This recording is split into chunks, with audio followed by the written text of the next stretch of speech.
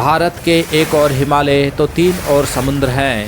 भारत 3 ओर से समुद्र से घिरा है और जिसके 13 राज्यों की सीमा से समुद्र लगा हुआ है। दक्षिण में हिंद महासागर, पश्चिम में अरब सागर और पूर्व में बंगाल की खाड़ी है। धरती के 70.8% भाग पर समुद्र हैं, जिसमें से 14% भाग पर विराट हिंद महासागर का जल फैला है। इस महासागर को प्रायद्वीपीय भारत 2 भागों में क्रमशः बंगाल की खाड़ी एवं अरब सागर में बांट देता है। यह महासागर क्षेत्रफल और विस्तार की दृष्टि से धरती का तीसरा सबसे बड़ा महासागर है। हिंद महासागर का क्षेत्रफल लगभग 7.4 करोड़ वर्ग किलोमीटर है। इस महासागर के दक्षिण में अंटार्कटिका, उत्तर में भारत, पश्चिम में अफ्रीका और पूर्व में ऑस्ट्रेलिया और इंडोनेशिया हैं। हिंद महासागर का अधिकांश भाग पृथ्वी के दक्षिणी गोलार्ध में आता है।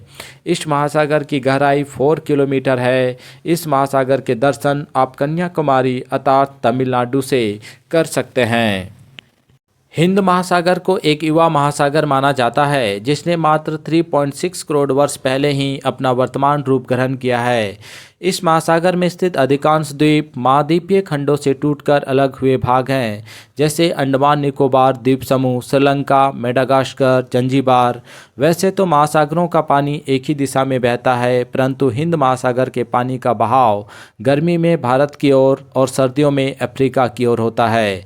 इस महासागर में विश्व की अनेक बड़ी नदियाँ जैसे ब्रह्मपुत्र और गंगा की जलराशि विसर्जित हो जाती हैं।